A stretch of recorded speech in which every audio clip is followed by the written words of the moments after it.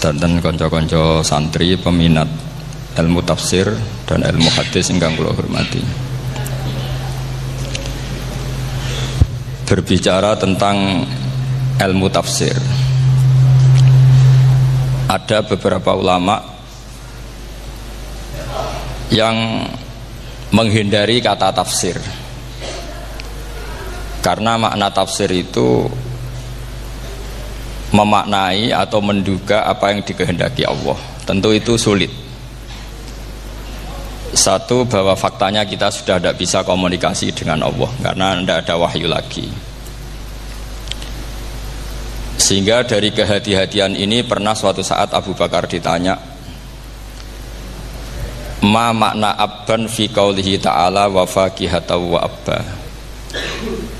Beliau menjawab, saya tidak lagi pantas hidup di atas bumi di bawah naungan langit jika saya mengatakan naqulu fil Quran, jika saya harus berpendapat tentang Quran apa yang tidak saya ketahui.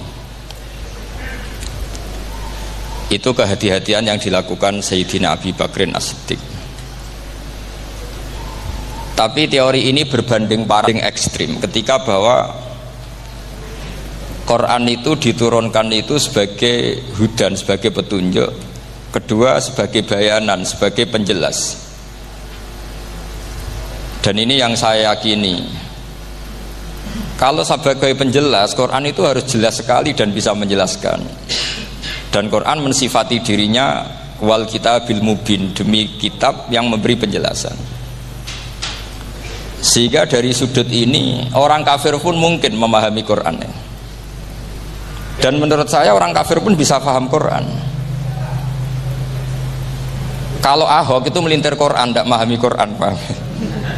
Senok harganya itu melintir Quran tapi tidak memahami Quran. Tapi bahwa Quran itu bisa difahami orang kafir itu ya. Logikanya gampang begini, kata Imam Syafi'i dalam kitab Ar-Risalah. Ketika Quran turun, itu pendengarnya itu tidak ada yang muslim, belum ada santri Kewagian, nggak ada santri Lirboyo, nggak ada santri Sarang. Pendengarnya itu non muslim. Nah ini sampai angan-angan, ketika Quran turun itu pendengarnya muslim atau non muslim? Non muslim. Andai kan Quran itu turun tidak difahami orang kafir, maka lalu objeknya siapa, sasarannya siapa? Nah sebab itu akan aneh kalau kita yang mondok misalnya ngaji Edkon, ngaji Alfiyah, ngaji Ulumul Quran, apa saja, kemudian Anda tidak paham Quran, padahal orang kafir saja bisa paham. Nah ini tantangan bagi kita. Sing kafir wis iso paham Quran, masa kita santri tidak paham Quran.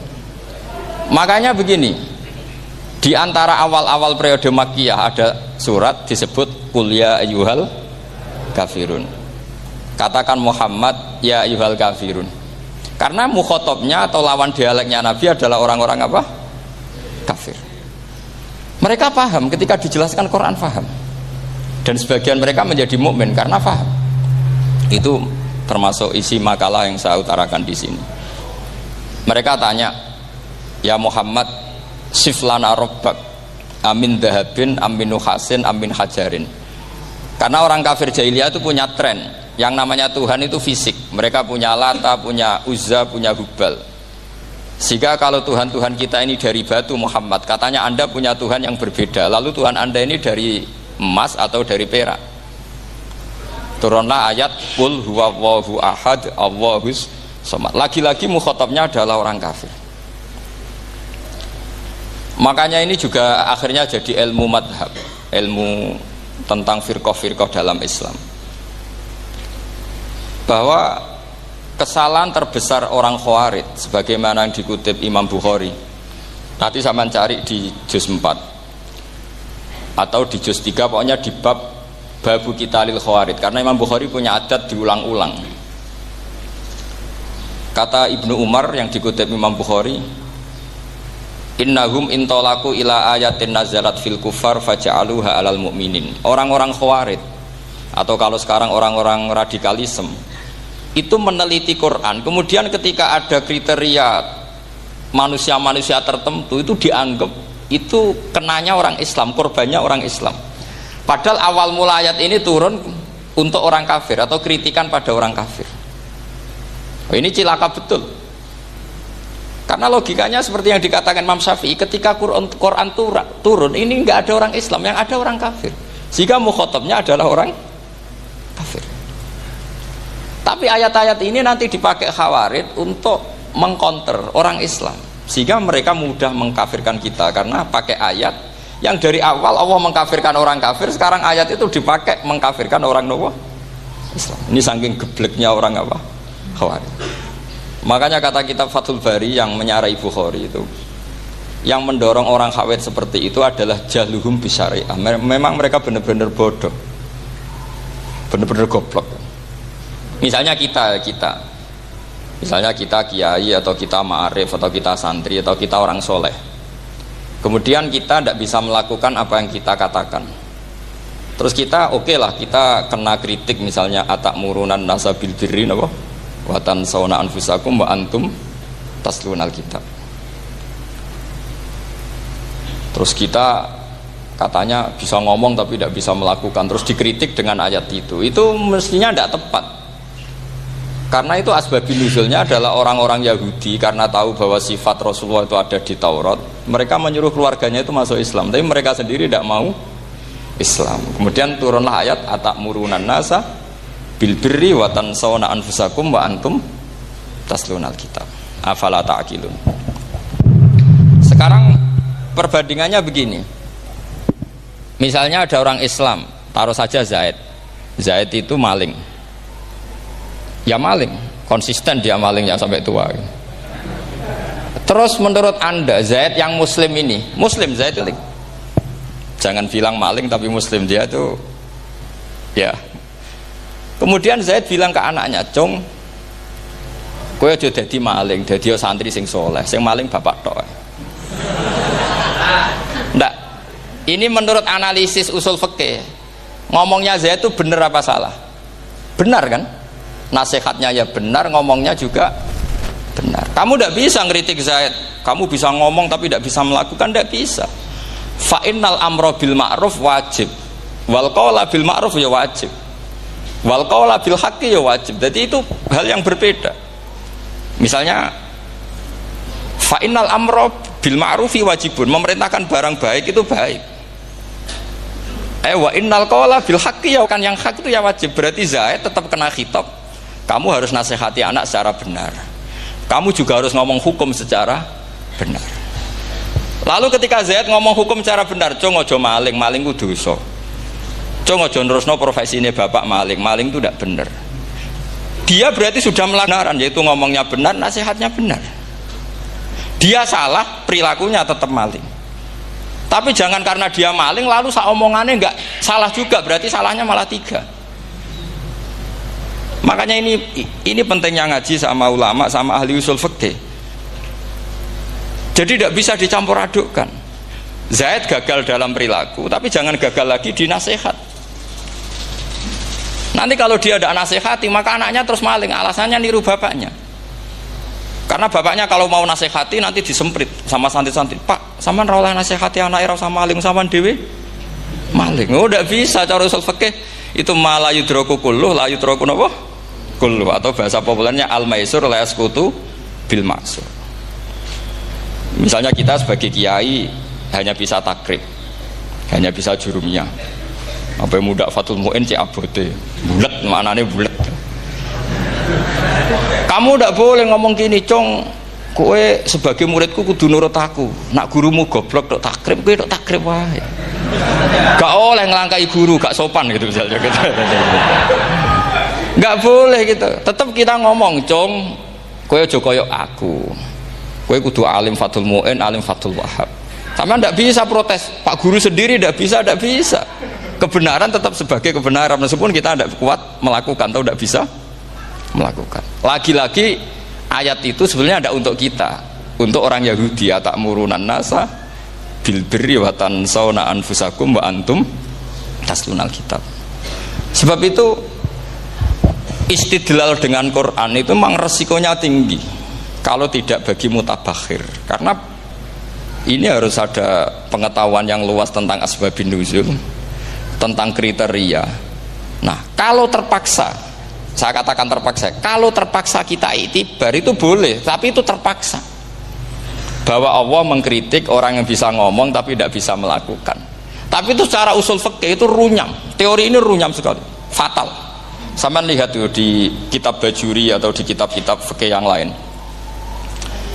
Ketika Shahibil Burdah atau Shahibil Bur'ah itu yang Imam Busiri itu, Muhammad bin Busiri itu. Niku salah nama tapi kadung populer. Jadi sebetulnya Imam Busiri itu Shahibil Bur'ah, bukan Shahibil Burdah, tapi kadung terkenal Burdah, kita ikut-ikutan apa? Burdah. Imam Busiri itu ngeluh, saya ini orang yang banyak kesalahan. Di antara salah saya adalah saya bisa ngomong tapi tidak bisa melakukan. Yaitu saya ngomong misalnya orang supaya tahajud, saya tidak tahajud. Saya ngomong orang supaya sholat sunat, saya tidak pernah sholat sunat. Itu sarahnya itu yang menyarai itu kan Imam Bajuri itu yang sarah Burdah. Itu mengkritik begini. Kalau Anda ngendikan itu fi ma'radi dzammin nafsi, yaitu dalam konteks Anda mengkritik diri sendiri, oke. Tapi omongan Anda salah. Karena secara usul fikih fatal. Fatalnya begini. Misalnya saya nggak pernah tahajud. Ya mungkin itu nyata. Oke, mungkin itu nyata. Apakah kemudian saya tidak boleh mengatakan at-tahajjudu sunnatun? Apa saya diwajibkan diam hanya karena saya tidak pernah tahajud, terus saya seorang kiai yang haram mengatakan at-tahajjud sunnatun? Saya harus tetap mengatakan kalau tahajud itu sunnah. Saya kalau punya santri tetap saya bilang, "Cung, napas nganggur yuk tahajud. Tahajud itu sunat." Karena mengatakan kebaikan pasti bagian dari kebaikan itu sendiri. Makanya kata Imam Bajuri, "Fakaifa yakunul amru bil ma'rufi madhmuman." Bagaimana mungkin sesuatu yang jelas baik karena memerintahkan kebaikan madhmuman menjadi sesuatu yang tercela hanya karena yang mengatakan tidak melakukan. Fa innal fi'la ya amrun wal hukmu ya amrun akhar. Itu beda. Jangan karena Anda tidak minum teh karena diabetes, terus Anda kalau ada tamu tidak disuguhi teh. Karena saya sendiri tidak minum teh. Wah ya repot kalau gitu.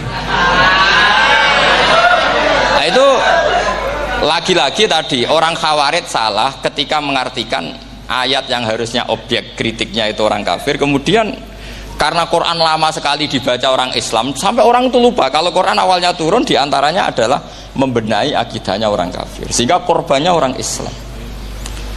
Itu mirip seperti cerita kita ya, santri-santri itu kalau punya musuh itu baca Hizib Nasor.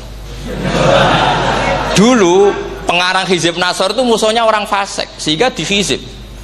Santri ora duwe musuh wong fasik, duwene kancane dhewe, akhirnya kancane yang kena hizib. Nah ini penting saya aturkan ya, sama seperti itu. Lama sekali Quran itu hanya dibaca orang Islam dan komunitasnya Muslim, sehingga seakan-akan semua kritikan Quran itu pada orang nopo Islam. Padahal jelas Quran ada kul ya ayyuhal kafirun. Jelas mukhatabnya orang kafir. Sadaqata lakum dinukum waliyadin. Nah ini penting kalau aturakan. Makanya kalau melihat itu, Quran jelas bisa difahami orang kafir. Bahkan banyak orang kafir yang menjadi muslim karena faham maknanya apa? Faham maknanya Quran. Itu jelas sekali. Itu masyhur sekali dialeknya Nabi dengan Walid bin Mughirah, dengan Utbah, dengan banyak sekali, termasuk dengan Abu Jahal, dengan Abu Lahab. Bahkan orang-orang kafir Quraisy itu menyewa namanya Musailamah Al-Kadzab. Kalau di sini umumnya baca Musailamah apa Musailimah? Trennya di sini pakai fathah ya. Oh, itu entah ya, nggak tahu saya yang masalah yang mana itu kan, karena memang kalau dalam ilmu riwayat itu sekali salah baca itu kasus betul, kayak Sa'id bin Musayyab atau Sa'id bin Musayyib itu ketika beliau sugeng itu kalau dipanggil Sa'id bin Musayyab itu marah besar, karena maknanya Sa'id al-Musayyab itu yang ditawan. Makanya beliau bilang sayyabatni Irak wa anal Musayyib. Orang Irak mengatakan saya ini ditawan, sebenarnya saya yang menawan mereka. Tapi al-masyhur itu dibaca Sa'id bin Musayyab. Padahal dia tidak mau dipanggil Sa'id bin Musayyab, Sa'id bin Musayyab. Karena nama ini penting. Pentingnya begini. Ini kata Rasulullah kalau sedang guyon, kata Nabi, mbok kamu itu sekali-kali mikir, kenapa saya ini diberi nama Allah Muhammad, katanya. Ini hadis sahih di Bukhari, ada di Kitabul Adab. Banyaklah tag ini. Kenapa ya Rasulullah? Allah itu senang bingung wong kafir, kata Rasulullah. Karena Abu Jahal kalau manggil saya jadi bingung. Itu kalau orang Arab kan pasti tahu maknanya. Muhammad maknanya orang yang terpuji. Sehingga kalau Abu Lahab ngomong itu jadi paradok. Hei orang yang terpuji, kamu bohong. Kan jadi aneh. Ya Muhammad kadzabta. Hei Muhammad kamu bohong. Kalau diterjemahkan hei orang terpuji, kamu bohong. Itu akhirnya sahabat tertawa-tawa. Karena cek pinter deh pangeran milih nama kamu ya Rasulullah. Karena ini bingungkan musuh gitu. Makanya kalau kamu udah anak kiai, itu anak kamu namakan saja Agus. Pasti satu pondok manggil Gus semua. Itu aman itu. Oh itu mbok yang nggak seneng tetap panggil Gus. Karena kalau untuk Gus putra kiai kan butuh di bapak kiai, kan bapak kadung ra kiai itu kan. Itu ada triknya, yaitu anaknya dinamain Agus. Nah, itu Rasulullah itu sudah dipilih sedemikian rupa oleh Allah, perilakunya benar, ahwalnya benar, sak namanya juga benar. Sehingga ketika Abu Jahal, Abu Lahab tahu bahwa nama Muhammad ini problem, karena ini madah itu memuji. Sehingga mereka kalau mencari Muhammad itu bilang ainal madmum, mana orang yang tercela. Terus orang-orang Quraisy tidak paham, kamu nyari siapa? Akhirnya mereka bilang, ana atlubu Muhammad, dan saya cari Muhammad. Akhirnya bilang Muhammad lagi. Nah, itu. Nah, Quran juga main di ranah nama. Sehingga Abu Jahal itu namanya kan Abul Hakam. Orang Islam dari awal memanggil Abu Jahal. Karena kalau sampai kita manggil Abul Hakam, kita akan mengalami paradok. Ya Abul Hakam, hei bapak dari semua kebijakan, kamu begini kan kacau. Makanya itu dari sini orang nggak boleh salah apa? Salah nama. Ini penting kalau aturakan, karena kadang menganalisis Quran itu satu bilisanin Arabi mubin. Kata Imam Syafi'i, wa innahu latanzilu rabbil alamin nazala bihir rohul amin ala qalbika litakuna minal mundzirin bilisanin Arabi mubin. Di antara, kata Imam Syafi'i ini, di antara aturan pokok memahami Quran adalah dia malian bil arabiyah. Dia sangat-sangat menguasai bahasa Arab. Itu masyhur dalam dialog Imam Syafi'i ini. Saman kalau ngaji takrib atau Fathul Mu'in, syarat sahnya tayamum lil musafir itu apa? Tolabul ma', mencari apa? Air. Sampai kalau di takrib dicontohkan, kalau di tempat atas nyari ke bawah, kalau ke bawah nyari ke atas. Imam Syafi'i ditanya, kaifa taqulu bi syartit tolab? Bagaimana Anda berpendapat bahwa tolabul ma' itu wajib untuk menjadi sahnya tayamum? Terus Imam Syafi'i faqara'a falam tajidu ma'an. Kamu pergi, kemudian falam tajidu ma'an, kamu tidak menemukan air. Terus Imam Syafi'i mengatakan la yuqalu liman lam yatlub lam yajid wa innama yuqalu lam ya'rif, katanya. Orang yang nggak pernah mencari itu tidak bisa dikatakan lam yajid, tidak menemukan. Kalau belum mencari namanya tidak tahu. Padahal Quran bilang kamu pergi kemudian kamu tidak menemukan air. Tidak menemukan itu berarti harus mencari dulu, baru dikatakan lam yajid, tidak menemukan. Kalau tidak pernah mencari namanya tidak tahu. Hanya gitu tok itu jadi ilmu bahwa tolabul ma' itu wajib, karena Allah mengatakan falam tajidu ma'an la yuqalu liman lam yatlub lam yajid wa innama yuqalu lam ya'rif. Orang dikatakan tidak menemukan berarti setelah mencari kemudian kesimpulannya tidak menemukan. Kalau belum mencari namanya apa? Tidak tahu. Nah, dari sini Imam Syafi'i istidlal wajib tolabul ma'. Ini namanya malian bil arabiyah. Dia menguasai bahasa Arab. Begitu juga ulama-ulama sufi. Itu ada cerita Aba Yazid Al-Bustami, itu ada muridnya baca ayat wasiqal ladzina taqaw rabbahum ilal jannati zumara. Orang-orang takwa itu digiring menuju surga. Itu dia nangis. Muridnya kaget. Ini guru saya tidak benar, ini ada cerita surga tapi dia malah nangis karena ayatnya itu digiring. Terus kata Abu Yazid, mereka itu di mana saja, masa ke surga aja butuh digiring? Ke surga itu kan nikmat, ngapain butuh digiring? Saya tidak mau, kata dia. Abu Yazid itu gak mau digiring ke surga, itu gak mau. Muridnya kan tambah kaget, memangnya mau neraka kan, gitu pikirannya itu. Ternyata beliau jawabnya sederhana, saya pas itu sudah dekat sama Allah sehingga tidak perlu digiring. Kemudian saya sudah panitia kiamat pas itu, jadi gak perlu digiring. Nah ini nanti penting jadi satu aturan ilmu ulumul Quran. Saya di rumah itu istiqomah ngajar Qawaidul Asasiyahnya Said Muhammad yang dulu ditulis abahnya Zubdatul Itqan oleh Said Alawi. Kemudian Zubdatul Itqan itu tentu dari kitab Itqan.